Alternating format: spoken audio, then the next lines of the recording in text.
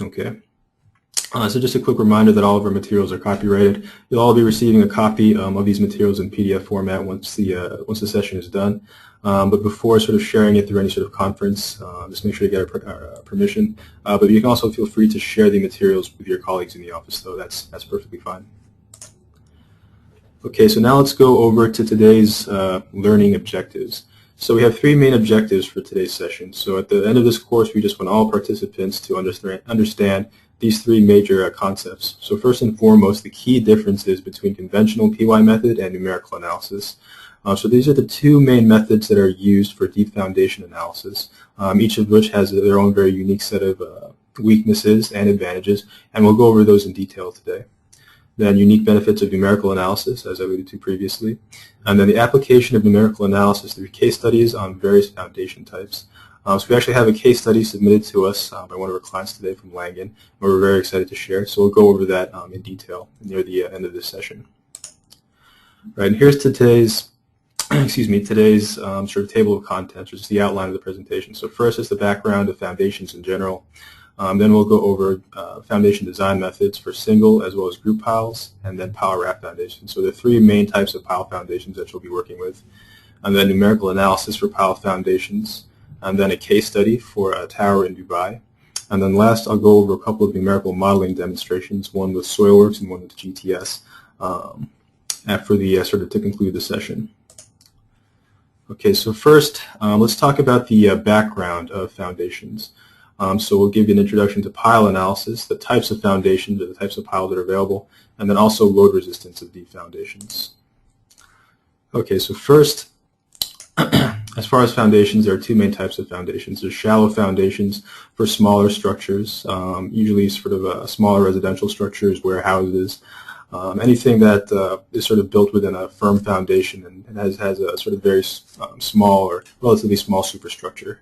Then we have deep foundations for high-rise buildings, large structures, or structures that are built in soils that have sort of looser or less resilient sort of resisting force. And then within shallow foundations, we have footing and mat foundations. So just 2 weeks from now, I'll go more into detail about shallow foundations as well as sort of the different design methodologies that are used for them. So these are all things that you can look forward to in session 3, just going into detail about these different types of shallow foundations. But today's session will focus on deep foundations. So here we have three types of deep foundations: pile foundations, which will be the focus of today's course, and then pier foundations, also known as drill shafts, and then caissons. So once again, this will be the focus, just deep foundations, and in particular piles, because these are the most commonly used.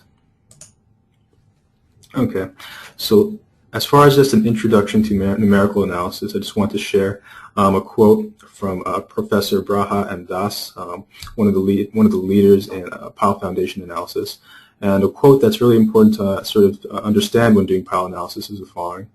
It says, although numerous investigations, both theoretical and experimental, have been conducted in the past to predict the behavior and the load-bearing capacity of piles, the mechanisms are not yet fully understood and may never be. So just keep in mind that the sort of the understanding of pile foundations, it's always in a state of getting better. There's always, there's professors who are still working on ways to improve upon the methodologies that we're currently using. However, the design of pile foundations has many variables to take into account. So because pile foundations, they're structurally speaking, they're not very complex structures, but their interaction and the soil around them leads to so many uncertainties that behavior is almost always unknown. So, something that we discussed, I think, previously was how soil behavior is nonlinear. So it makes it sort of difficult to predict, and it becomes increasingly difficult to predict for deep pile foundations. So each case can be an independent case, and there are still complexities in interaction that engineers are still looking after, and researchers are still going on pile analysis and pile foundations. So, something that's really great about these courses is that we'll talk about sort of the latest numerical modeling techniques that are used by engineers to handle pile foundation analysis. So even though there's still variables that are yet unsolved, numerical analysis in particular helps us to do our analysis with much more accuracy and much more confidence than previously. Okay, so now let's talk about when to use deep foundations. So now we know that soil behavior is unknown, but let's see when we must use deep foundations. So I might be repeating this for most of the things you already know, but it may be beneficial for a few of you who are still new to deep foundations. So if you have soft soil near the ground surface and is not able to carry your loads, deep foundations are typically used to create a more stable foundation. Then also, if you have large uplift forces, the same goes for collapsible or expansive soil underneath the surface. So if there's a large amount of or significant amount of uplift forces, pile foundations tend to stabilize the structure much more accurately, or much more efficiently than a shallow foundation. So as you can see, whenever soil is particularly weak or expansive, pile foundations can make the structure that's being built upon these soils much more stable than a shallow foundation. Also, if you have a significant amount of lateral loading, pile foundations are very useful in this respect. So as you can see, the deeper the foundation goes, the more resistance it can provide towards lateral loading. Whereas if you had a shallow foundation, a significant amount of lateral load would cause the foundation to fail. Then also, if you also have large sort of tilting risks, so if you have loads that are being sort of applied at an angle, such as if you had both sort of a combination of lateral loads and axial loads, then pile foundations can more readily resist that sort of force. Then also scour effects. So for example, if you have maybe a bridge foundation being built in a river, and then over time you have a certain amount of scour. So if, let's say the water is going downstream, and you have a significant amount of soil building up upon the foundation. Once again, shallow foundations would not be able to resist that sort of effect as efficiently as a pile foundation. And then if you have a stability risk and you have a foundation, even excavation or near a slope, and you want to secure that. So for example, if there's adjacent structures, if there's a neighboring slope, pile foundations provide much more support and much more safety in that regard. So for example, if you're building a shallow foundation here, because it's located so close to an adjacent structure or an excavation, it's more at risk to fail if it's just a shallow foundation. Okay, then also, this is another case I will be talking about in detail today, particularly heavy load. So if you're working on a large structure, say a high-rise building, or a building that experiences a significant amount of loading, maybe a large industrial plant, then it could require, or typically requires, what's called a pile raft foundation. So the pile raft foundation is a combination of a group of piles and then a large sort of concrete slab that distributes the weight accordingly. So this is particularly useful for larger scale projects, and in particular for numerical modeling, pile raft foundations are done using that method, and we'll discuss that in much greater detail later on in this presentation. So these are just the main sort of project types that would warrant a pile foundation to be used and to be designed. And I'm sure as geotech engineers you're already familiar with all of these, but once again it's just a good review for maybe those of you who are maybe new to the field.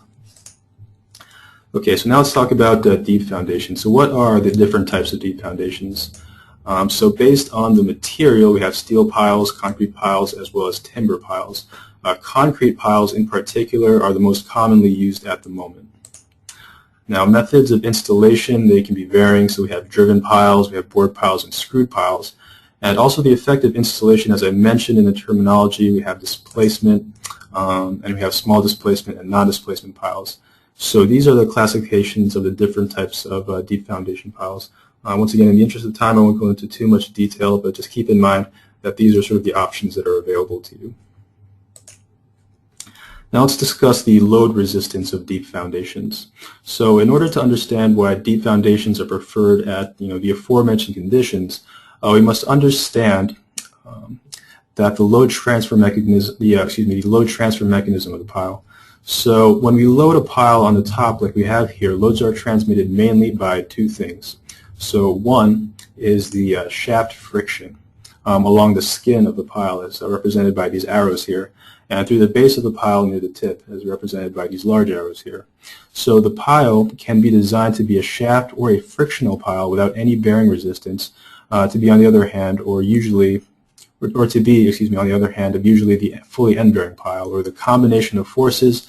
It depends mainly on the soil conditions, but also on the pile itself, the size of the pile, the length of the pile, and partly on the load as well. So once again, all those variables come into account.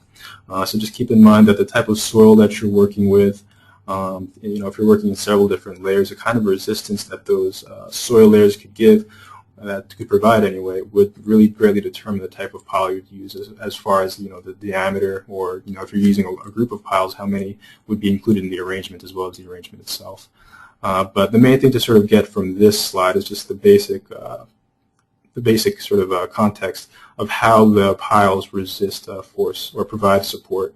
So just keep in mind that these two main things are the base resistance as well as the shaft resistance. So these are the two main forces that account for the resistance or for the stability of a particular pile, in addition to obviously your soil conditions. Okay, so let's have a brief summary of what we just went over. So pile foundation behavior is hard to predict because of the pile-soil interaction. We'll discuss this in detail as well, soil structure interaction, how that comes into play I believe in the next section. So this is one of the complexities that makes it sort of difficult to predict a pile behavior. So in order to really accurately predict it, soil structure interaction needs to be taken into account. Also, unstable soil strata needs deep foundation to safely carry load to harder or more stable layers.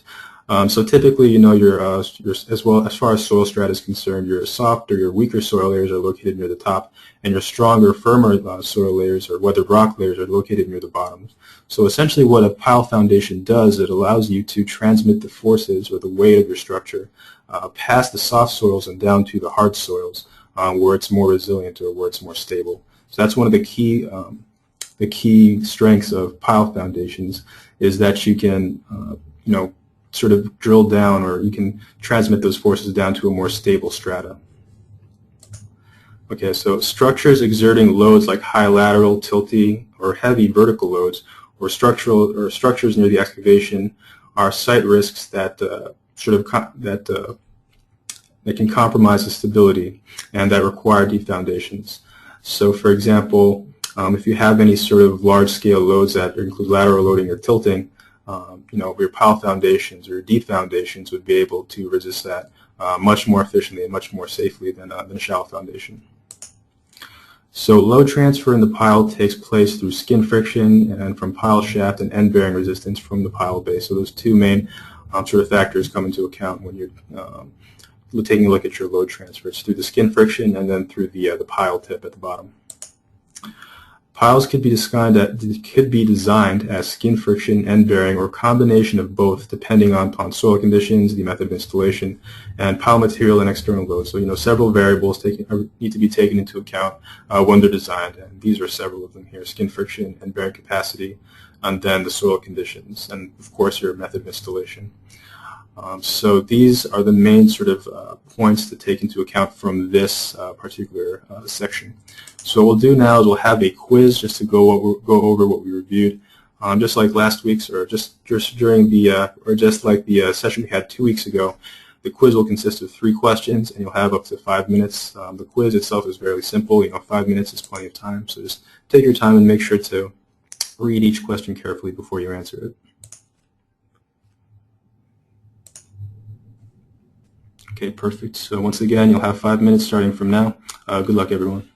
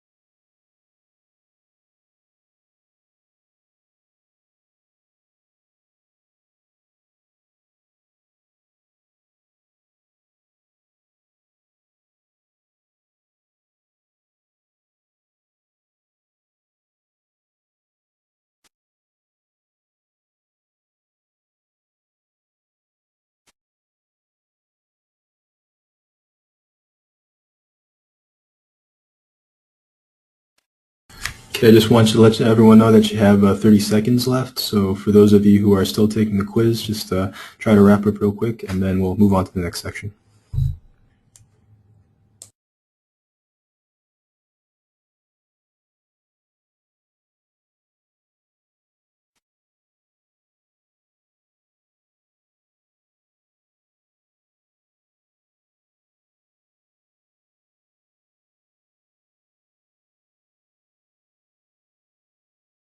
Okay, so that concludes the first quiz. That one I know was a little bit, I guess, a little more complicated or a little more difficult than last week's or the previous session's quizzes. If you have any questions, just email me afterwards, and I'll be happy to sort of go over the quiz with you individually.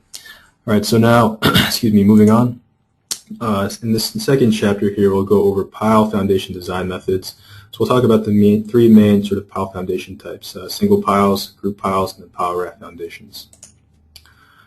Okay, so for single piles, we have to start with our bearing capacity assessment. So this equation here is very important. So the ultimate bearing capacity, Q sub U, equals the shaft resistance plus the tip resistance. So Q sub S plus Q sub T. So that's something that we discussed in the previous chapter. Let's discuss a little bit more in detail here. So the ultimate bearing capacity, once again, consists of a combination of these two resistance types. But as you can see, if you have different sort of types of soil layers or sort of soil strata that you're working with, the equation or the values that you use could sort of vary. So for example, if you're using clays or if you're working in clays, you'd have to multiply by a factor of, or for Q sub S, shaft resistance, you'd have to take into account the adhesion. Whereas if you're working with sands, you'd have to take into account the skin friction. So just keep that in mind. When you're working with, depending on the type of soil you're working with, it really affects obviously the total shaft resistance, because the way your soil is interacting with your pile varies. Obviously, stiffer soil types such as clays typically offer anyway, higher resistance. So based on this fundamental theory, numerous theoretical and empirical methods have been developed considering variables in the field as below. So once again, the soil type, cohesive, non-cohesive, soil and rock types all have different sort of skin frictions. Also the installation methods, driven versus cast in place, and then pile material types, concrete and steel. So typically concrete is the material of choice. It does provide a relatively high sort of shaft resistance, whereas steel, as you can imagine, it's much smoother. So the tip resistance, or excuse me, the shaft resistance would be significantly less. Okay, next, then we need to determine the settlements that comprises of these values here. So S sub T, total settlement, equals the elastic settlement plus the shaft settlement plus the tip settlement. So when you're doing your analysis or your design, just make sure that you take into account all of these three settlement types to determine your total settlement. So the tip settlement is obviously the settlement that occurs at the very base of your top pile near the bottom. Shaft settlement is the settlement that occurs sort of on the sides of your pile. The skin friction will resist against the shaft settlement, but there'll still be a certain amount due to shaft settlement. And then also elastic settlement. So whenever you apply any sort of compression load upon your pile, your pile will compress, and there'll be a certain amount of settlement that will result from that as well.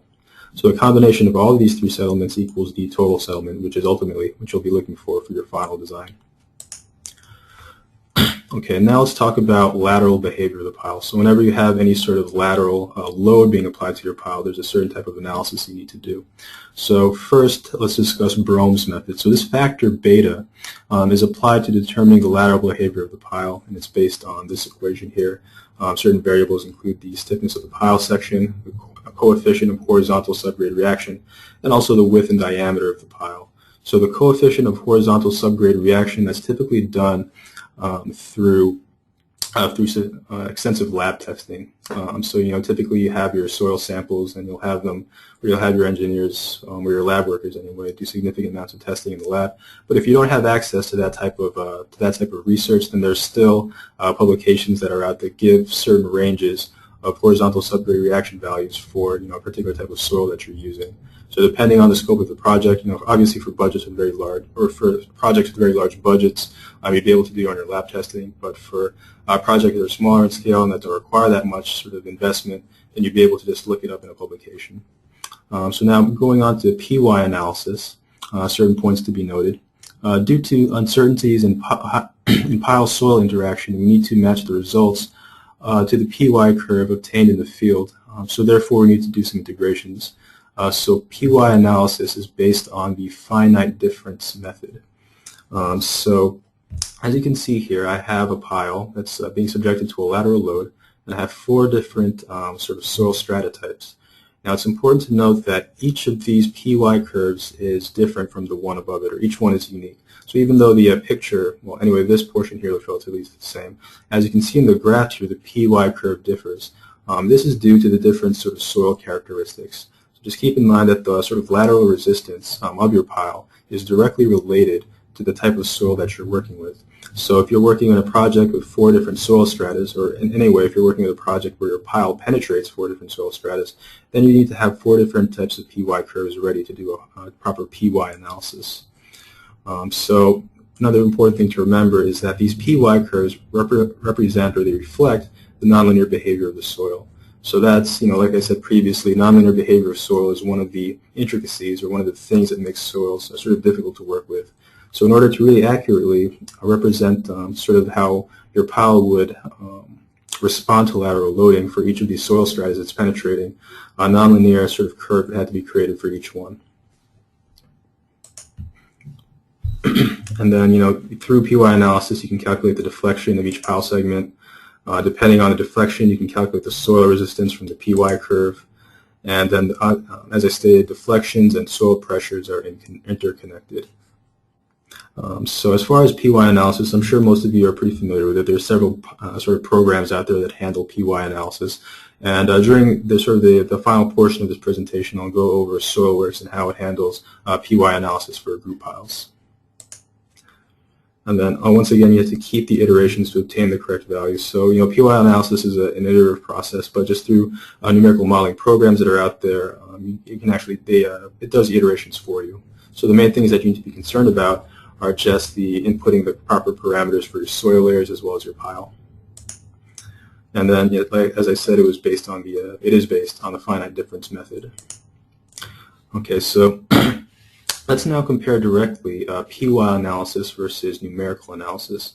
So first, soil behavior. So PY analysis, it predicts soil behavior primarily through the PY curve, whereas numerical analysis relies more upon constitutive models, such as the Moore-Coulomb model. Now, PY elements for the pile elements, they're modeled as beams in PY analysis. So they're modeled as, just these line elements. Whereas with numerical analysis, you have the option of using solid elements as well as beam elements or line elements. The modeling is, for PY analysis, is a beam plus a nonlinear spring. Whereas with numerical modeling or numerical analysis, you can create a 2D or 3D structural model. So for those of you who have experience using both analysis methods, I'm sure you already know that PY analysis is much simpler. It's much sort of easier to use because there's less variables to take into account. That being said, there are more assumptions being made because PY analysis is sort of more conservative. Whereas with numerical analysis, there's many more variables to be taken into account. The modeling takes longer, but the results are much more accurate because more variables are used in the calculations. There are less assumptions being made. Soil structure interaction is based purely, once again, on the PY curve, whereas with numerical analysis, you have interface as well as embedded elements that you use or that the program uses. So what happens is you define these elements and the program uses what you defined to determine the interface, so the way your soil sort of interacts with the pile elements. And we'll discuss this in greater detail later on. And then the upper structure, you can partially model it. Programs such as FBPeer, I believe, has that capability. Whereas with numerical analysis, there's no limitation. You can model both your superstructure as well as your foundation together. Adjacent structures, so you can't take that into account with PY analysis. So if you have like a nearby excavation or a nearby structure, you can't really analyze the effect of your pile foundation upon those neighboring structures and vice versa. Numerical analysis, that is possible. Construction stage analysis isn't available in PY analysis. So if you want to do maybe a sort of a step-by-step construction sequence of a group pile foundation or a pile raft foundation, you wouldn't be able to do that with PY analysis. It's only for the completed structure. Whereas numerical analysis, you can go over each of those steps sequentially. Design applications, it's for conventional, sort of straightforward projects. So if you have a smaller scale project that doesn't require, a very large amount of effort, then you can, very safely use PY analysis. Whereas if you have like a larger scale project, it's, much larger budget and scope and the time it would take to sort of finish, then, state-of-the-art or higher-end modeling programs are used, and they all use numerical analysis just because, with those larger scale projects, there's so much more to take into account. And then as far as the software that's available to you that's in the market nowadays, LPILE, FBP, or SoilWorks, those all handle PY analysis very well. And as far as numerical analysis or finite element modeling, MIDASGTS, FLAC, and Plaxis are among the sort of top programs that are used for those types of projects. Okay. So now let's talk about pile groups. So usually piles are used in pile groups and not in a single pile. So typically you'll have a group of piles which are connected near the top by what's called a pile cap, which is this structure over here. So, and the design itself, it'll involve determining how to optimize the best design for the number of piles. So selecting sort of the best organization or configuration of your piles, as well as how many piles are being used. So the spacing, the layout within the foundations. Typically, you'll have several different sort of layouts that you want to try, and you'll run the analysis for each and see which one works best for your project needs. And as far as the pile cap, it mainly serves to distribute the load coming from the top properly to the different piles and to connect these piles to the superstructure. So that's pretty straightforward. As far as the way your forces will be distributed, they'll be pressed upon the pile cap. The pile cap will distribute them to the soil, and then the soil will transfer the loads to the the pile cap will transfer the loads to the piles, and the piles will transfer the loads to the soil. And then, I'm sure you've all seen sort of this overhead view before. Your center to center spacing of your pile is outlined as such. So some important sort of concepts to remember when you're designing pile groups. So the ultimate capacity of piles may not be equal to the number of piles multiplied by the capacity of a single pile.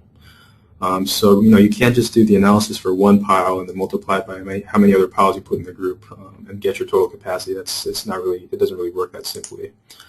And also the ratio of the pile group capacity to the total load capacity of the piles acting as single piles is called the group efficiency factor. So another important thing to keep in mind when you're designing a group pile. So the group efficiency factor is dependent on the number of pile rows and the number of piles per row, spacing, and the diameter of the piles in the group. So once again, the group efficiency factor, or how well you're sort of making use of your configuration, depends on just the way that your piles are spaced, as well as the size of the piles themselves. Okay, so now let's discuss pile raft foundations, which, as I stated previously, are for sort of larger scale structures or larger scale projects.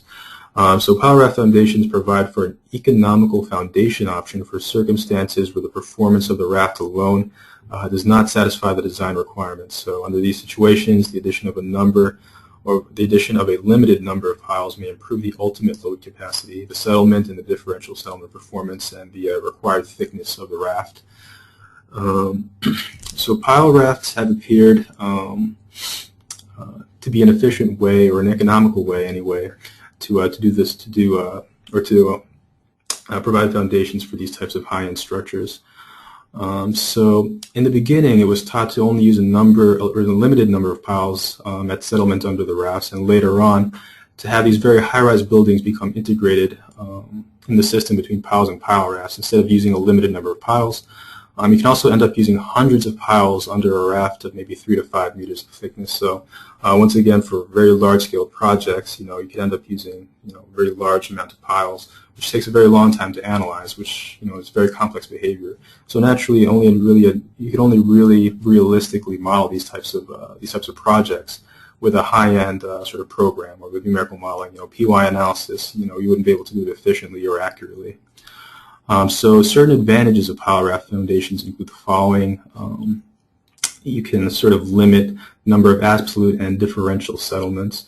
So for example, if you have a large sort of scale sort of structure, and say it has lateral loading coming from the wind, or if there's maybe a tower on the superstructure that's higher, naturally you're going to have a greater you're going to have a difference in sort of the weight or the force distribution, which could cause over time the superstructure to maybe settle awkwardly. Maybe eventually one part of the foundation will be higher than the other. But with power raft foundations, you can actually sort of simulate the how these forces are unbalanced, and change the design to counteract that. So ultimately, when you have the superstructure is completed, even though there's sort of a odd or asymmetric distribution of forces, your superstructure will stay level because you've designed your pile raft foundation to take those into account. And we have a case study that sort of goes over this concept in greater detail, and we'll share that with you during the second to last section of this session. And once again, the advantages of pile raft foundations. So as I said, it limits the absolute settlements and differential settlements, reduces foundation and tilting, either due to load eccentricity or irregularities in the subsoil, and then a reduction in raft internal stresses. So just sort of a recap of the points I brought out previously. All right, so let's talk more about pile raft foundations, and in particular, the design philosophy behind them. So the main objective of pile group design is to ensure that the foundation does not undergo excessive displacements, so also known as a serviceability limit state. So there's a certain limit that you don't want to pass as far as your displacement. So additionally, often a factor of safety against collapse of a pile is required. So this is also called the ultimate limit state. And then the real ultimate limit state must be determined by considering the interaction of foundation and the superstructure. For those of you who've worked or who will work anyway with pile raft foundations, you'll need to work very closely with the structural engineers. I understand that usually it's sort of a back and forth. The geotechnical engineers will provide certain design considerations to the structural team to use. They'll run the analysis on their end, and they'll have certain specifications that they maybe need to meet later on that they'll send back to you. So once again, it's an iterative process that goes sort of back and forth between structural and geotech engineers in order to ensure that all the design goals are met. Also, the ULS, or the ultimate limit state, then reverts to a displacement criterion that is determined by structural considerations. So once again, it's very much a team effort between the geotech and the structural engineers when pile raft foundations are designed. Okay, and then also the bearing behavior of a pile raft. The behavior of pile raft foundation is much more complex than single or even group pile foundations. So you can do away with the PY curve approach, several iterations for a single pile or for a group of pile rafts. But I think use of numerical analysis programs like, for example, MIDASGTS or Plaxis for 3D analysis is absolutely necessary. So here's the reason why. So pile raft and their bearing behavior is a very good example for soil structure interaction. If we have a look here at this diagram on the left, we have a raft separated from the piles so that the raft itself has its own interactions with the soil around it, and the pile has interactions with the soil around it. So you have two different types of interactions, pile to soil and then soil to raft. And the interaction between the pile and the raft, or the piles and the rafts themselves. So the third interaction you have to take into account is the interaction between these piles and the raft. So now we're up to three different types of interactions. So these interactions, they're very, very critical in governing how the piled raft will behave or perform and its ultimate bearing capacity at the end. So ultimately, the total bearing capacity of the piled raft will be the summation of the bearing capacity of the piles plus the bearing capacity of the pile on the raft. And the pile bearing capacity is in itself a summation of the base capacity plus the shaft capacity. The raft's bearing capacity is at the contact stress over the area of the rafts. So if you look to the right here, as you can see, we have just listed here all our different sort of interactions. And all of these need to be taken into account when designing your pile raft foundation. So even though maybe from sort of on the outside it looks very sort of simple as far as how the design or how the structure works, there are all these variables that need to be taken into account in order to really design an optimized pile raft foundation.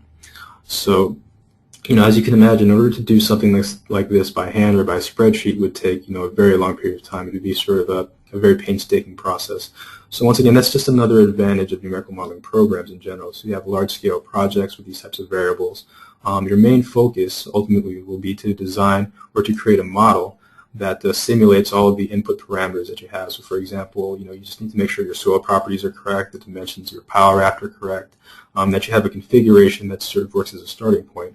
From that point, you can run the analysis. You can see how close it gets to your ultimate bearing capacity or your limits that you set, and then you can go back and make the make the adjustments to the design. So it's this iterative process once again with the structural engineers. But just keep in mind that when you run the analysis on any sort of numerical modeling program, these interactions are all being taken into account. That's why I know for a lot of large-scale projects such as the power rafts, the analysis can take quite a long time, maybe up to an hour on even the most high-end programs.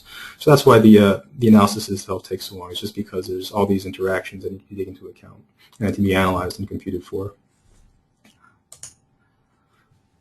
Okay, so now let's talk about single piles versus power rafts. So this is just this graph to the right here is anyway just sort of a direct comparison of how each sort of pile type behaves. So as you can see, the piled raft, it's much more resilient. It has much more resistance and much less settlement as the force sort of increases, or as the resistance increases. Excuse me. So as you can see, if we go look to the single pile here, the single pile, it'll have a certain amount of resistance, but then it reaches a relatively early breaking point or a failure point. Whereas the pile group, it's a little bit more resistant, and the breaking point is further out. But with the power raft foundation, it's sort of optimal, or sort of the most resilient anyway.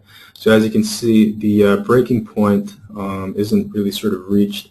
It just sort of gradually reaches failure. So just keep in mind that as far as settlement, your power raft foundation is your most resilient and your strongest. And then let's talk about single pile versus power raft. So once again, this is just this diagram anyway, just sort of illustrates how each of your piles in your group or your raft foundation behaves. So depending on where the pile is located, it also has a sort of a different way to react towards the resistance. So as you can see, these inner piles here are the most supported. This has to do mostly because when the load is distributed, this pile shares the load with the pile to its to the left, to the right, to all around it. Whereas piles on the edge or on the corner, the force it has less distribution, so it's taking more weight. So as you can see, a single pile working by itself would have that sort of same sort of behavior that we saw on the last slide. Whereas corner, edge, and inner piles all behave or all react very differently because of the way the force is distributed. So as you can see, the inner pile is the most resilient just because the force is distributed to the other piles around it. Whereas edge and corner piles are more quick to sort of go to failure based on the amount of resistance pressed upon it. So that might be something that we'd want to take into account. Just how your force is distributed to your edge and your corner piles, because these corner edge piles are very critical in your design.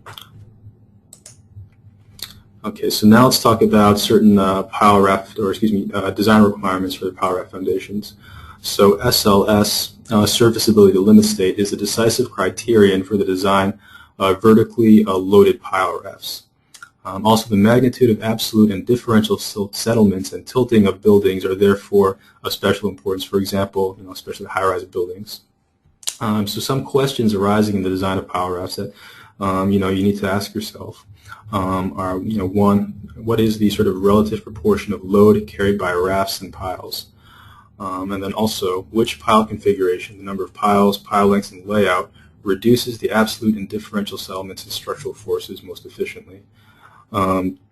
So these are two sort of very determining or very key factors that will come into play when you're designing your power raft foundation, especially this one, so which pile configuration. So naturally you'll have maybe several pile configurations to choose from and to keep in mind. Usually you'll have sort of an iterative process where you'll design one pile configuration that's sort of over-designed, and you'll reduce it until you find a design that's not only sort of stable and efficient, but also economical. And then numerical modeling requirements. So for those of you who are or will be working with Power Raft foundations, numerical modeling requirements are, things that you'll need to take into account whenever you're creating your model. So when you're creating your model, you should keep in mind that the model should be able to consider the three-dimensional behavior of the Power Raft foundation. So this is key. You can't really model Power Raft foundations in 2D. As I said, or as we stated previously, the inner and corner piles behave very differently. So in order to really capture accurately the behavior of a Power Raft foundation, it has to be done in full 3D. Also, you need to simulate the behavior of a single pile to check its reliability and adjust the applied parameters depending on the chosen pile type. So that's another sort of iterative process, is sort of determining the parameters of your single pile. Also, the applied constitutive laws should be able to take these things into account. So the nonlinear / pile soil behavior at the pile shaft and pile base, as well as a stress-strain behavior of the soil depending upon the applied stress path and strain level. So once again, this just goes back to your input parameters. You just have to make sure that all of the data that you put into the program is reliable and accurate. Naturally you'll have lab tests and field tests at your disposal to make sure that these constitutive laws are met. And also the applied model should be able to consider the different interactions that govern the behavior of the piled raft. So that just goes down to modeling interface elements, making sure that all of your parameters represent accurately just the behavior of your soil against your piles, as well as the piles against the raft. And once again, we'll talk about that in greater detail in the next section. But these are just certain interactions. These are certain variables that are very important when you're doing your numerical model. Okay, and then just the design process of Power Raft Foundation. So as we discussed previously, it's a very iterative process. So first you have your geotechnical tests, lab tests, field tests to determine the strengths and characteristics of your soil. You'll also have pile tests to determine the strength characteristics of your piles. And then from that point, you'll create a numerical model on a software program or geotechnical program. Once you create your model, you'll run the simulation, so you'll get your results. Typically, a parametric study, that's just another way of saying multiple case study. So you'll have several different cases that you'll model. You'll compare them against each other. You'll have different load combinations that you'll want to model. Then it'll go back to the model simulation. So it's sort of this iterative process where maybe you make some adjustments to your model based on the results. If the results that you have aren't optimal, you'll want to go back and change your model and then see what your results are again. Then once you create your model, there might be some calibration that needs to be done. Once again, that goes back to your model simulation. So rerunning the analysis after making changes to your model. And then once you're ready, you can submit a foundation design to your structural engineers to review. So as far as your foundation design, the serviceability limit state and the ultimate limit state, these are two criteria that really need to be brought to the forefront, or that need to be, or anyway, that the structural engineers will be looking out for when they do their structural design. So the structural engineers, using what you give them, they'll make certain design choices with their design, but they may need to go back. They might need to go back to you and ask you to maybe make some adjustments to your model in order to better fit what they have in mind. So that's another sort of the second sort of iterative process that you're working with here, is going back and forth between the structural engineer. Okay, so just in summary, I know it's a very long section, so let's just review what we went over before we have the quiz. So single pile behavior needs the estimation of bearing capacity, settlement, and lateral behavior. For lateral behavior, PY analysis and numerical analysis are very commonly done. Numerical analysis has the advantage over PY analysis as it saves iterations and approximation. Power Raft Foundation limits absolute and relative settlement, prevents tilting, and reduces raft stresses. So those are key advantages of Power Raft foundations. Power Raft system reduces the pile stiffness and increases the bearing capacity, and thus prevents failure. Governing criteria for the design of a pile raft is settlement, or the serviceability limit state. Power Raft Foundation behavior involves pile-to-pile, soil-to-pile, raft-to-soil, and raft-to-pile interaction, making conventional analysis obsolete. So once again, there's really no way that you can approach Power Raft Foundation design or analysis with conventional methods. It has to be done through a finite element model, through a program. And then 3D numerical analysis, as I said, must be done for Power Graph Foundation. So these are the main sort of key points to take from this section. Once again, I know we went over a lot of material. I went through it pretty quickly in the interest of time. So don't worry, I'll send you all a copy of this PowerPoint at the conclusion of the session. Oh, and then also the numerical model must be calibrated with the field data, and constitutive laws must reflect the interaction. So that's pretty straightforward. You have to get your field test first before you create your numerical model. All right, so now let's roll into quiz 2. Once again, it will be 5 minutes, 3 questions, multiple choice. I'll bring it up now. And I'll make sure to give everyone a 1-minute warning once we reach the 4-minute mark.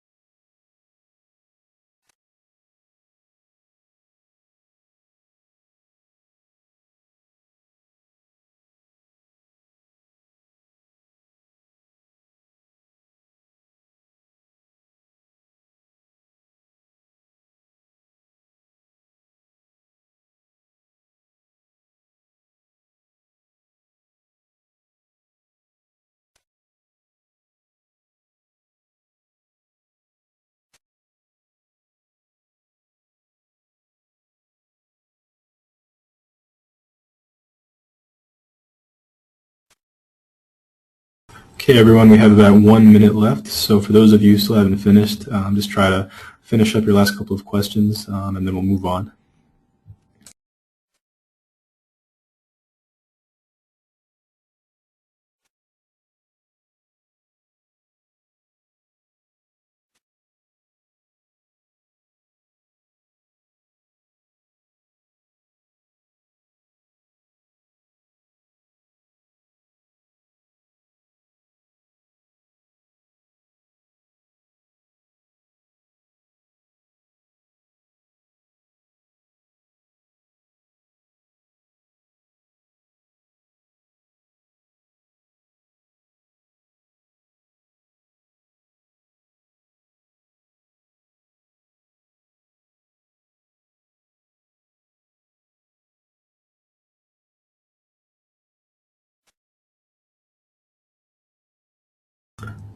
Okay, thanks for your participation, everyone.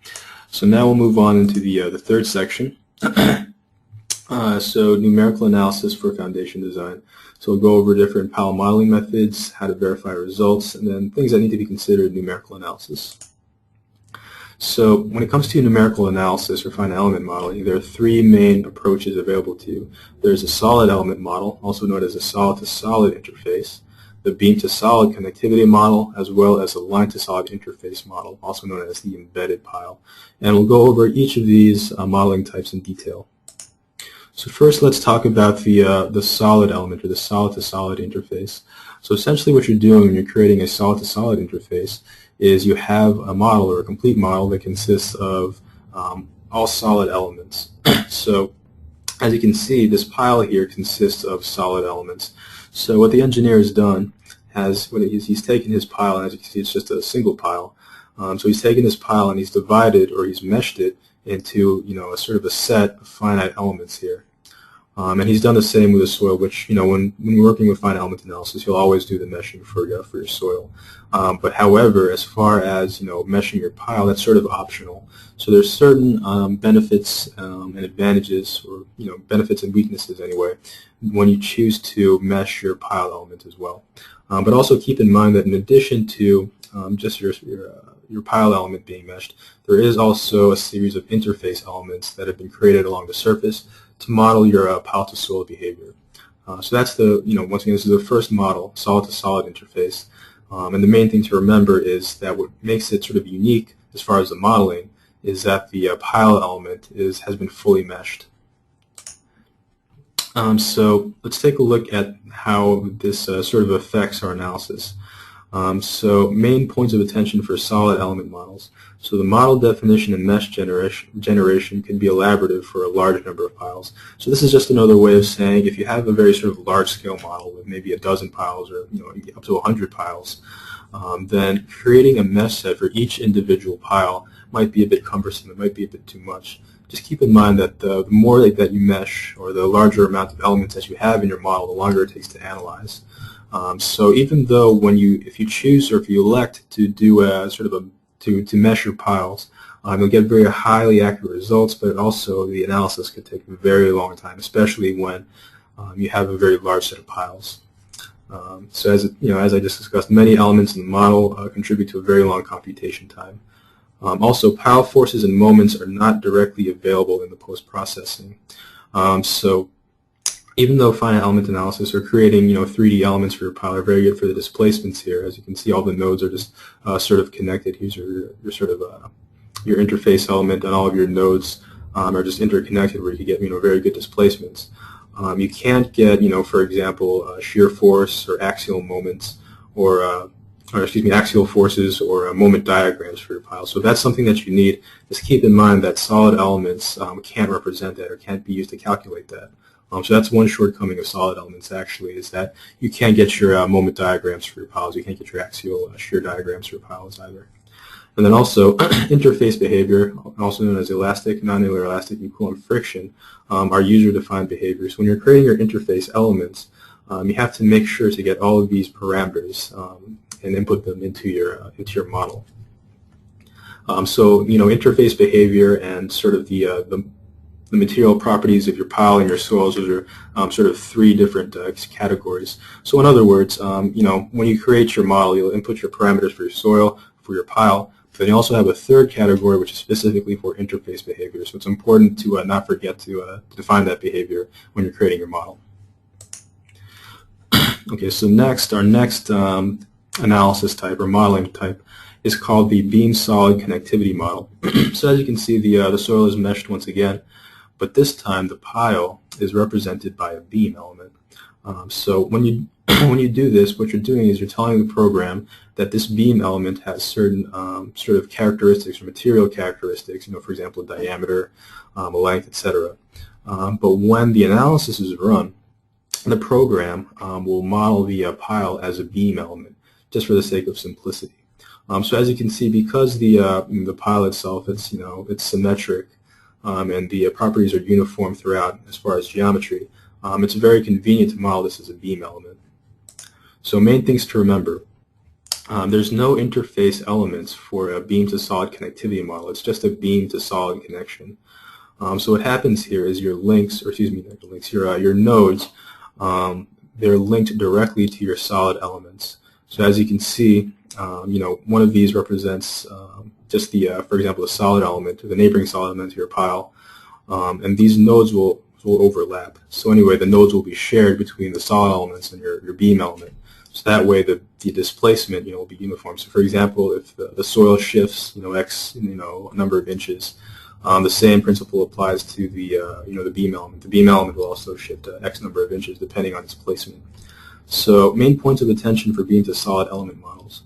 The nodal compatibility requirement makes geometry modeling and meshing of the soil elaborative. So because your solid element needs to be directly connected to your beam element, it can make the modeling itself, the analysis runs very quick because it's a beam element, but the modeling can take much longer because it takes time to really make sure that all of your nodes are connected. That's something if you have like a very large scale model with all these beam elements, the first go around, it'll take a little while, but you can do it so that all of your nodes are connected. But let's say, for example, you need to go back and you need to make some changes. Well, that can take a very, very long time. This is something I've had, unfortunately negative experiences with, is going to have to go back and to change my model and to redo all the meshing, reconnect all the nodes. It's something that can take a very long time to do. So that's one of the main sort of deficiencies, or not really deficiencies, but I guess weaknesses of using this type of method, is that for larger scale projects where you have a lot of reiterations or redesigns, or you want to change your geometry, then having to make those changes can take a very long time. Just because of the way your model is set up, because of the way the nodes need to be directly connected to your solid elements. So, just keep that in mind before you begin your model, or when you're choosing your model anyway. Just make sure to keep in mind this shortcoming of the beam solid model, is that it makes reiterations, or redesigns very difficult. One of the strengths, though, is it has a very sort of short computation time for smaller scale models anyway. But for pile rafts with a large number of piles, this technique produces large models with a very long computation time, just because of the large number of nodes. So this is typically used for, I guess, maybe smaller group piles. For example, bridge abutments. I've seen this method used a lot for bridge abutments. Whereas if you have like a large, high-rise buildings or large structures with large pile raft foundations, then this method is hardly ever used. In fact, I've actually never seen it used for a pile raft foundation, just because of the complexities of linking up all your nodes. Okay, so the third method, or the third model that we'll talk about, is the line to solid interface model. So the main thing to remember about the line to solid interface model is it uses sort of a combination of the solid to element of the previous two models anyway, to achieve something, I guess, a little bit more convenient, or actually much more convenient for pile raft foundations in particular. So the pile is modeled actually with a special element called an embedded pile, as represented by these red boxes here. It's called an embedded pile element. And it has the property of a beam to allow for the extraction of moment and bending forces, which is very key. So, even though in the previous method, in the beam to solid model, you could get your sort of axial forces as well as your moment diagrams. Doing the interface is very difficult because of the ways you have to line up your nodes. But with the line to solid interface model, I'll discuss it in the next slide actually. You actually don't have to line up your nodes. It's all done automatically for you. And also, because you're modeling part of the pile anyway as a beam element, you'll be able to get your moment diagrams. So this interface element, once again, it allows for soil structure interaction, but the way that the pile is modeled as a beam element still allows for moment diagrams and shear diagrams. So it's really a combination of this beam element plus these interface elements here. So which makes it a very sort of versatile sort of a method to use, especially with pile wrap foundations. That as far as doing your redesigns. Actually, let me go to the next slide here to give you a better idea. So here we have the line to solid interface model. So here are a couple of characteristics. So as you can see, this square, or these sort of tetrahedral elements here, represent your solid elements of your soil, and these line elements here, these beam elements, represent your pile. So as you can see, you can just sort of directly embed the pile within these solid elements. And pile and soil geometry, they can be specified independently. So that's just another way of saying that you don't have to worry about directly interconnecting your pile and your soil geometry. You can model them sort of independently. And then the intersections of line and solid elements are calculated automatically, which is very, very key. So you actually don't have to model the intersections yourself. Just because of the way that this method or this model is sort of set up, the program can actually directly or just automatically calculate those intersections. Which is very important. So if you happen to go back and redesign, maybe or make some changes to your model, you actually don't have to redo all the meshing. You don't have to line up all the nodes. The nodes will just line up sort of automatically for you. Or actually, they don't really line up, but the intersections, they're computed automatically for you, so that you don't have to worry about those intersections. It's all done for you. Also, nonlinear friction slip properties for line solid interface elements. So once again, when you're creating this or when you're doing this model, you have to come prepared with your interface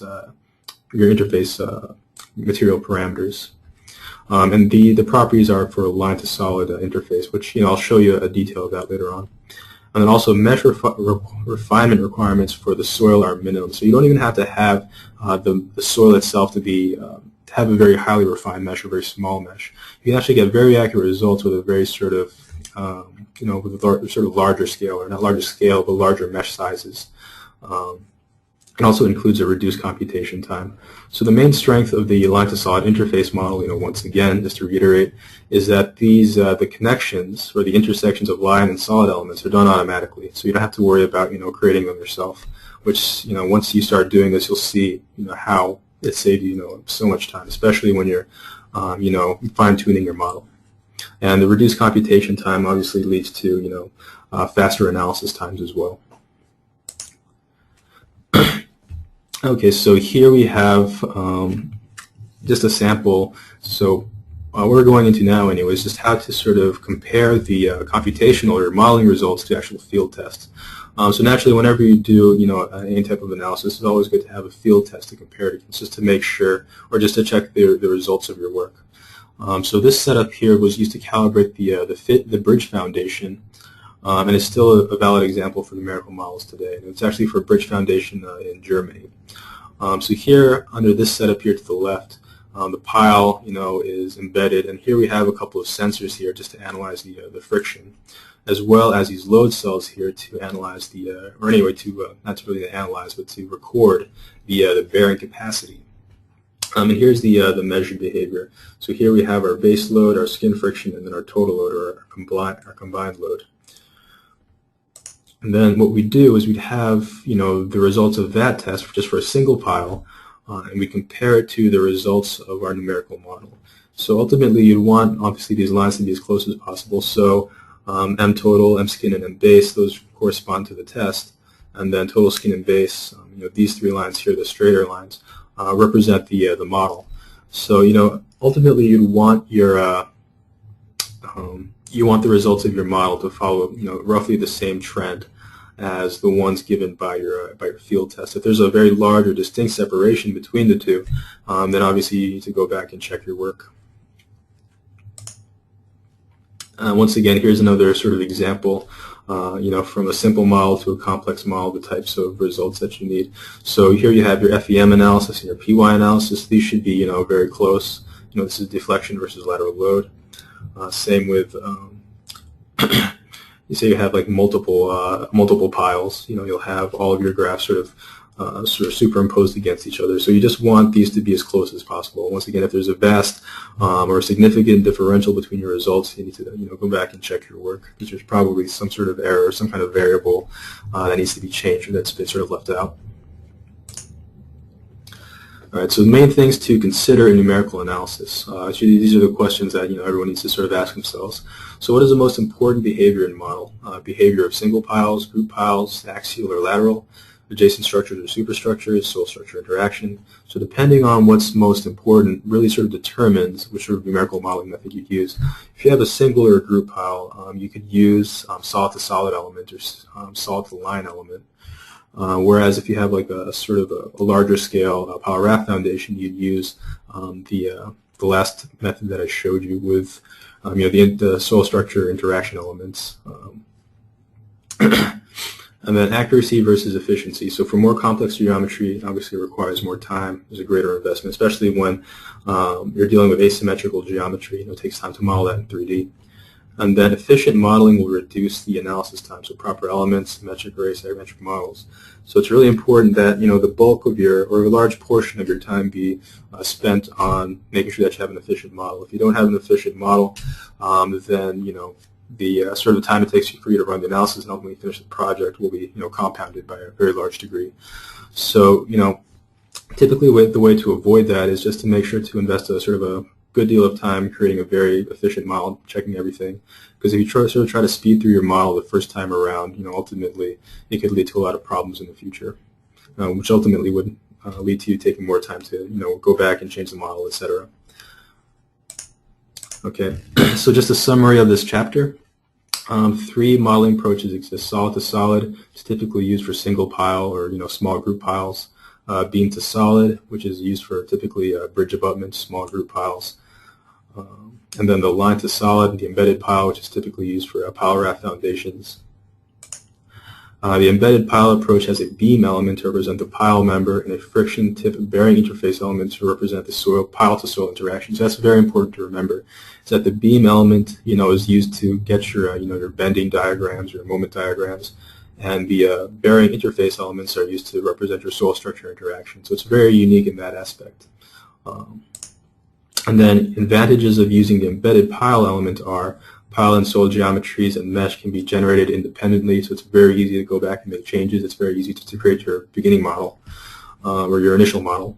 The intersection of line and solid elements are calculated automatically, so that's, with the beam to solid element, you have to do that, by yourself manually, which is okay for smaller scale projects, but if you have like a really large scale project, then it's very time consuming.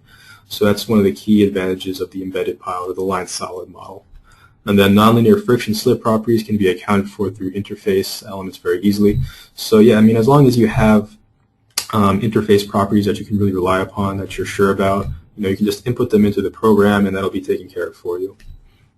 And thus the models are lighter, efficient, and take less time to run. So that's just another key advantage of the line to solid model. And then the numerical model must be verified with field test data of a single pile prior to generation of a complete group or pile graph model. So just going back to your field test, you'll always have to go back and compare them to your numerical modeling results just to make sure that you're on the right track. And then the selection of modeling approaches depends upon, once again, the objectives of your analysis. So once again, solid to solid is, it sort of goes from smaller to larger scale. So for very small sort of scale projects, you can use a solid to solid model, without any trouble. Intermediate projects, the beam to solid this beam to solid model is best used. And then for larger scale projects, the line to solid or the embedded pile model is most efficiently used. Okay, so now on to the final quiz. It'll be 5 minutes once again, 3 questions, all multiple choice. And I'll give you once again a warning once we reach the 4-minute mark.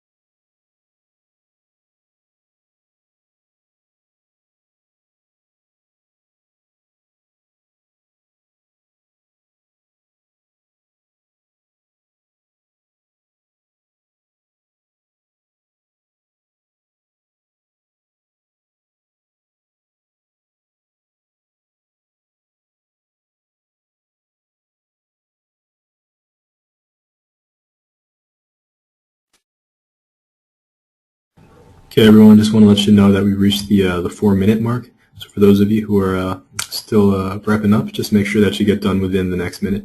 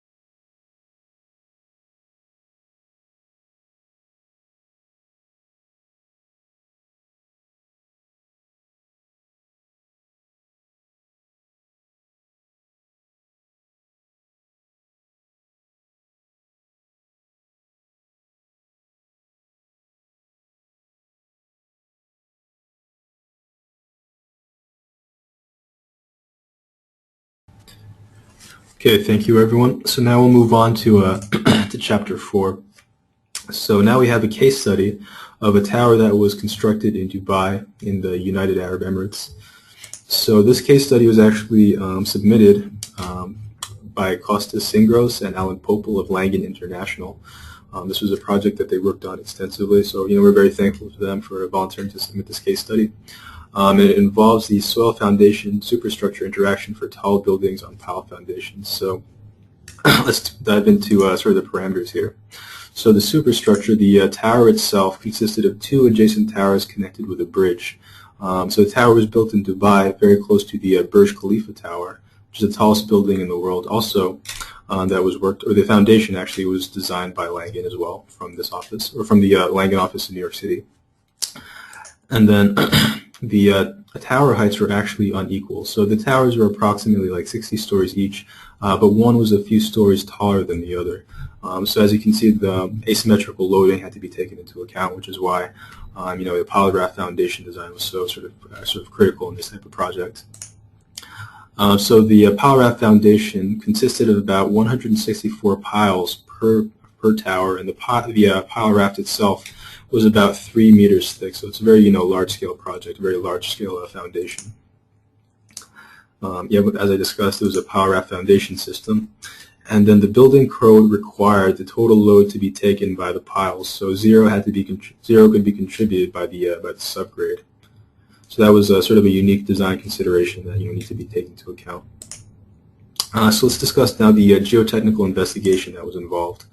So first, geotechnical borings. They had to be done obviously in situ testing, SPT, pressure meter tests, etc.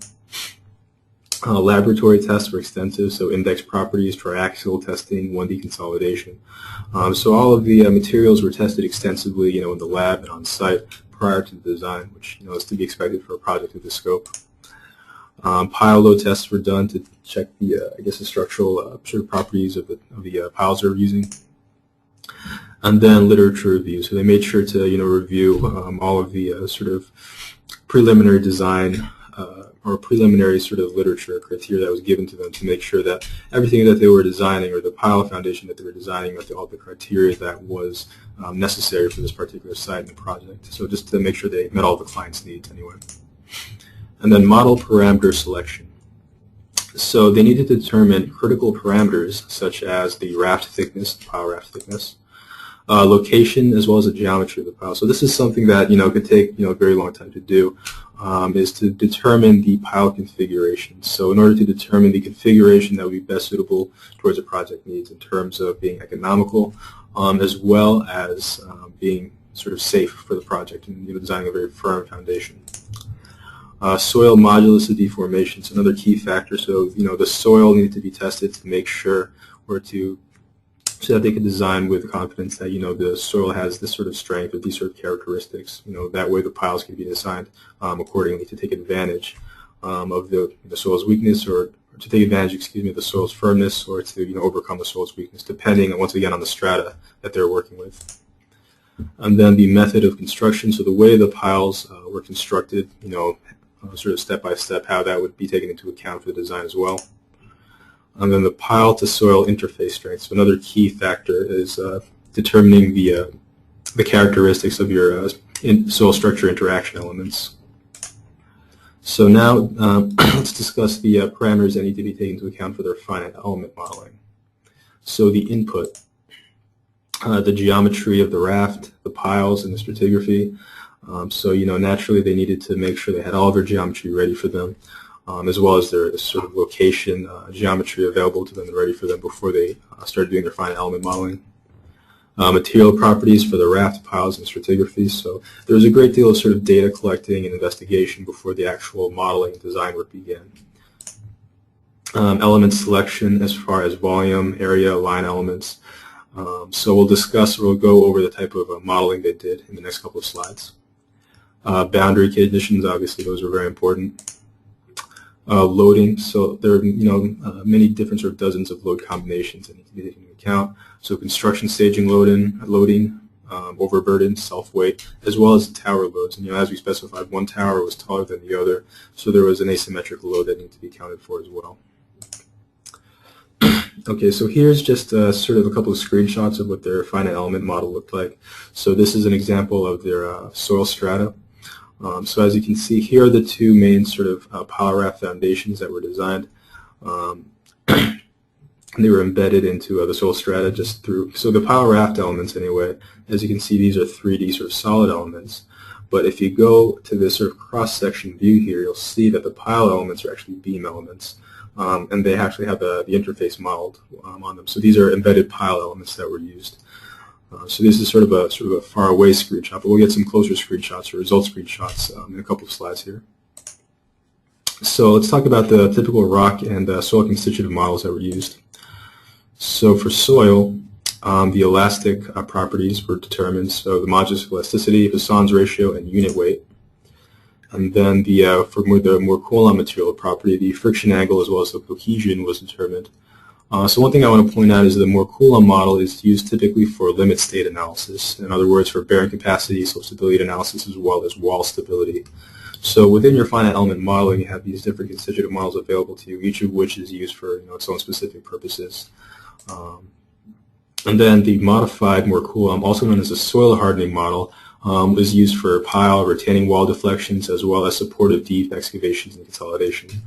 So actually something that one of the attendees of last week's session brought up to me was the difference between the more Coulomb and the more modified more Coulomb model, also known as a soil hardening model. So I was very thankful for that. So for those of you who want to maybe sort of share maybe publications with me, or who maybe feel that more could be added to my presentations, definitely don't hesitate to contact me. Thanks to the person who emailed me the information about the different models last week. It was very helpful to me. And then also the soft soil, or the modified camp clay model, which is used for consolidation analysis for settlement over a long period of time, or if you're working with clay soils, this is what this constitutive model is used for. So as you can see, because it's a very large-scale project, all of these constitutive models were used, and each of them served their own specific purpose. Now for rock, the elastic constitutive model was used as well, and then the more Coulomb, and then the Hoek-Brown constitutive model, which is specifically for rock analysis. So this is something to be discussed in maybe a later presentation. But the Hoek-Brown, whenever you're working extensively in rock, you'll be using this constitutive model in tandem with the more Coulomb model, which is used for soil. Okay, so here we have the, as you can see, sort of a rehash or recap of what we went over last time. So when deciding on what type of model they wanted to use to model their pile raft foundation, they had these three options, and they came to these conclusions. So as far as a solid element model, this is the best, but model may become too big for the computer to handle. So as we discussed previously, the pile raft foundation for this project consisted of over 100 piles. So for a computer to handle a solid element model was very sort of unrealistic. Even though the solid element material model provides highly accurate results, just the level or the amount of computing that would need to be done would just make the project sort of too cumbersome to do with this particular model anyway. Then the beam solid connectivity model is sort of an intermediate situation.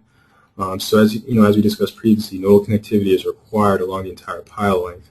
So even though it would be more efficient than the solid element model, ultimately because nodal connectivity is required along the entire length, design changes or adjustments to pile configuration, etc., will take a very long time to do. So even though it's a better option than the solid element model, ultimately the best option was a line to solid interface model, because they can sufficiently and accurately handle a large number of piles. Once again, because it's sort of a hybrid combination or a hybrid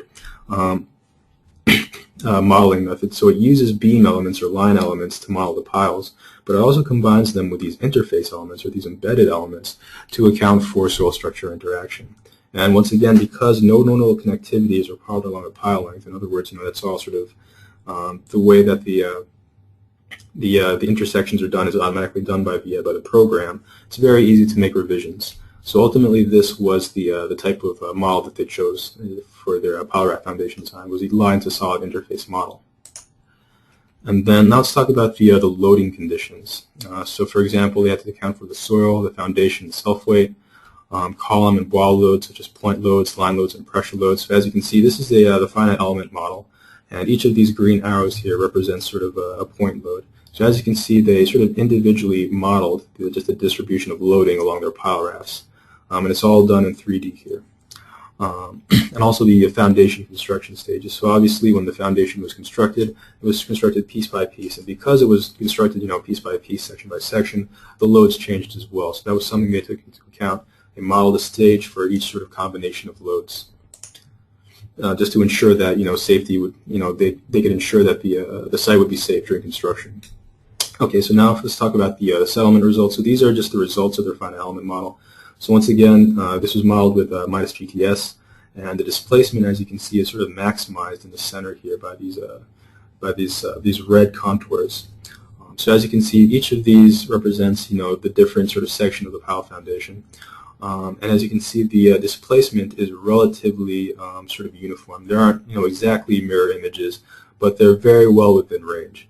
So obviously this is the final design, so this is what they wanted. They wanted to make sure that the ultimate settlement or the long-term settlement would be sort of equal for both sections of the building. So this, I'm not sure which one had like the taller tower, but also there's other loads to account for, wind load differences and lateral loading.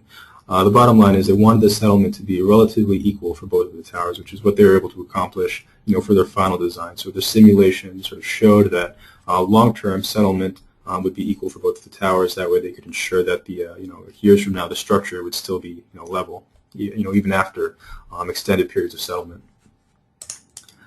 And also settlement results, just sort of a side view here. As you can see, they could very sort of determine or simulate where the maximum settlement would occur. Naturally, it would occur towards the center of the pile raft foundation. And this is just for one of the pile raft foundations. They did it for both, and they made sure that within reason they were close enough. And then also vertical strains, also known as block behavior. So in order to analyze, obviously the effects or the sort of the strain acting on the tips of all the piles, as well as soil strains, they were able to determine using that option on the result menu. And also pile settlement, which is very key. So as we discussed previously, the piles in the center, they have the most load distributed among them. So although they have they don't sort of fail at an earlier rate. They do have a greater degree of settlement as shown here. So as you can see, maximum settlement occurs near the center. So once again, with each of these pile raft foundations, they just wanted to make sure that the settlement was relatively sort of equal or close to enough within that range. So that they could say with confidence that the settlement will be equal, that ultimately the towers or the overall structure would remain level after long-term settlement. So that was another way that they would be able to sort of check their settlement to make sure that the loading or the settlement anyway was equal. So even though the loading is unequal, the settlement is relatively equal, which is very key for this design. And then also the pile axial loads. So it's a little hard to see here, but as you can see, because they are beam elements, here you have all of your axial load diagrams.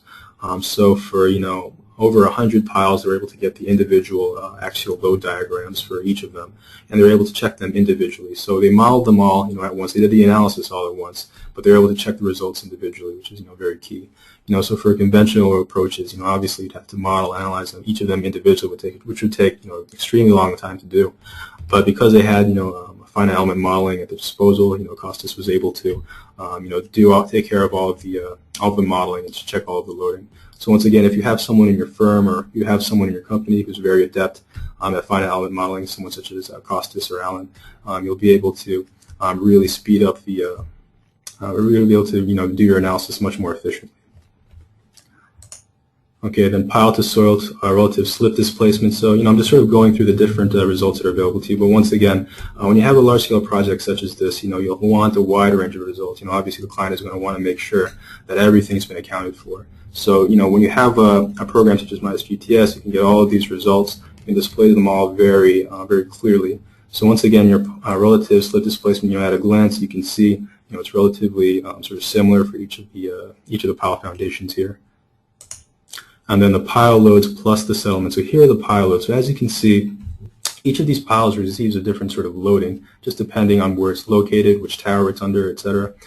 So another thing that they needed to do was they need to sort of model individually which piles receive what kinds of loading here, as well as the pile head settlements. So as you can see, it's a very highly detailed model. All the loads are very, they were sort of individually inputted for each of these piles. Settlements were individually calculated. Well, I guess technically they weren't individually calculated. The analysis was done at once, but you get individual results for each of your pile head settlements. So as you can see, because you have this sort of level of analysis, you can get results that are very detailed and that you can sort of have with confidence to make sure that your pile raft foundation is up to par with the client's needs. And then also the soil springs. So they had to provide soil springs to the structural engineers so that they could model the superstructure with a flexible base. So that goes back to what we were discussing previously. I understand that the engineers who worked on this worked very closely with the structural engineers. There's sort of a back and forth between, designing with the foundation. They'd submit their results to the structural engineers. Based on what they received, they would create a design for the superstructure, but then maybe certain design changes or certain criteria needed to be altered, just to get closer to what they wanted. So, there was a very sort of open line of communication. And if you have, relationship with structural engineers where you need to submit certain results to them, the program, programs such as such as GTS can help you achieve those sort of, very easy to read results. And then as far as spring adjustments, so based on the structural engineers' sort of input or feedback, they were able to predict settlements for the pile loads and get all the results to match. So for example, settlements and pile loads, wall loads, from the structural engineers. So they had to rerun the foundation model and adjust the pile springs appropriately. So I'm not sure how many times they had to rerun the model, but I'm sure it was enough times just to ensure that the results from the structural engineers and the geotech engineers were sort of in line and that everybody was on the same page with what they were doing. So once again, if you have someone who's very sort of adept with finite element modeling, especially someone who can use the program, then you'll be able to sort of work at a very high level in terms of working with structural engineers, meeting project goals, and getting your project within sort of a range that's both economical and very reliable as well. So it takes some time to learn, but there are many great advantages to having someone who's adept at finite element modeling within your company. So final remarks for this project. The iterative process gives insight on the redistribution of column and wall loads. So naturally, when the structural engineers, when they have maybe certain design changes or they have certain criteria that needs to be met, they'll come back to you and they'll have certain design changes or they'll have certain criteria for you. And then you'll be able to sort of iteratively sort of fine-tune your design just to make sure that, or to ensure that it, sort of reaches the engineer or the architect's vision. And then the redistribution is more pronounced when the superstructure is stiff compared to the foundation. So, as this is something I guess Kostas would be able to discuss, I guess, more in detail. But if you have a superstructure that's very stiff compared to the foundation. So something we discussed previously was how the power raft foundation is sort of flexible. So the more stiff your superstructure is, you have to it sort of affects how sort of flexible your foundation is, which is something that I won't discuss into too great detail right now. But later when you're creating your finite element modeling, you're working with your structural engineer, you'll see how there's a very direct relationship between the stiffness of the superstructure and the redistribution of your wall loads. And the redistribution may necessitate stiffening of the foundation. So once again, depending upon just sort of the criteria or what you're working with, you may need to stiffen your foundation.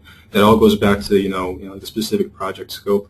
But that's something when you're doing the design, it's an iterative process, which is why using that particular model, the beam with the interface element is so key, because iterative, doing your redesigns becomes much easier when you have something like that. Okay, so actually I think we have maybe 5 more minutes. So for those of you who maybe need to leave early to go to meetings, definitely, I'll get the material over to you. But for those of you who can stay for 5 or 10 minutes, what I'd like to do now is just to share a quick, just a couple of samples of our sample projects here for both PY analysis and foundation or numerical modeling. So let me exit out of this real quick. And I'll show you just very quickly just a sample. So this is SoilWorks. We showed, I think, a slope stability analysis type project on SoilWorks last week. So this is the foundation module of SoilWorks. So this does conventional analysis for group pile foundations. So for those of you who are new to numerical modeling, this is essentially what the parameters you'd have to input. So let's go to ground material properties here. You have your material properties for weathered rock, alluvial layers, etc. So you have your unit weight, your saturated unit weight, and for PY analysis, you have your separated reaction, your skin friction, your bearing capacity. These are all things you need beforehand, when you create your model. And then also, you would need your structural properties, so just the types of piles we're doing, just the foundation, or excuse me, the diameter, as well as your material parameters, modulus, plasticity, etc. So as far as the analysis itself, it's fairly simple. So for this particular project, I have two types of foundation types, a 3x5 as well as a 3x3. If I go to the analysis here, or go to the results section, here are what the results look like. So I have my horizontal displacement, my moment, my shear force, my ground reactions for each of my individual piles. I also have them for, there's another way I could look at them here. As you can see, I have a PY curve for each section here.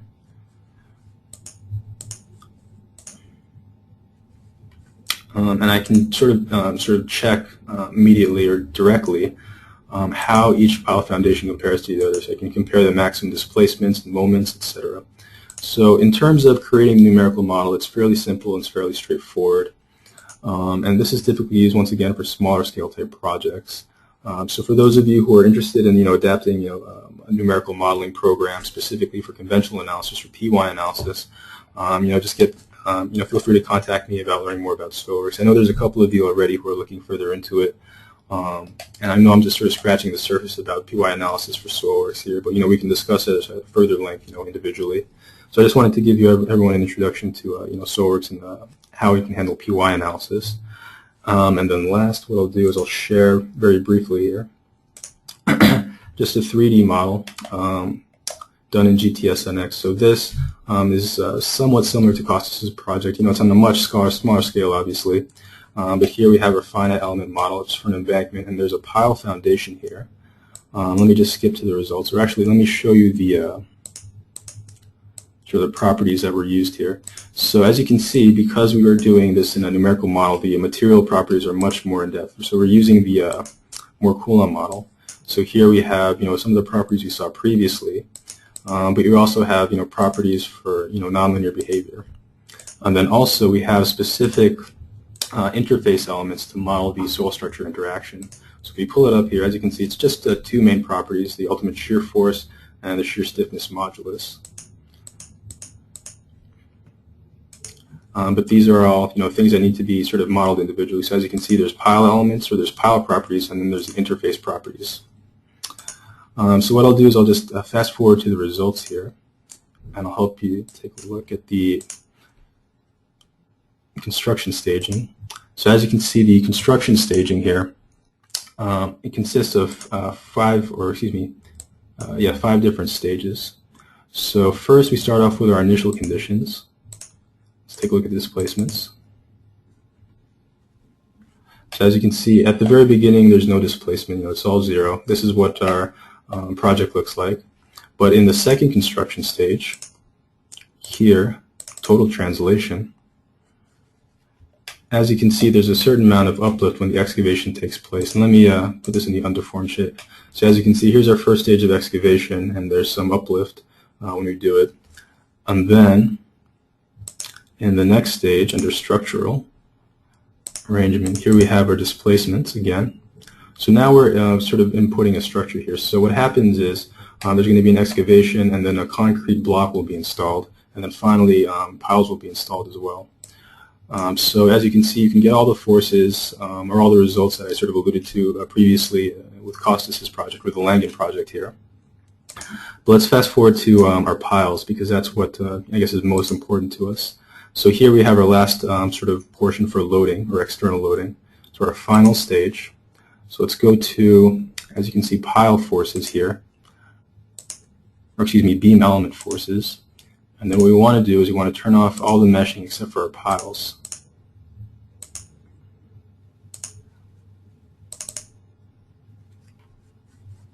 So here are our piles. And as you can see, we can zoom in, we can get our axial forces, we can get our shear forces, and we can get our bending moments for each of those individual piles because they've been modeled as line elements. Okay? And then also,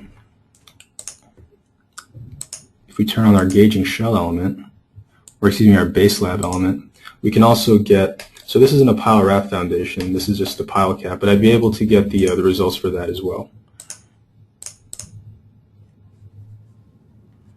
So here it doesn't have any sort of translation. If if I open up one of my other ones, let's see.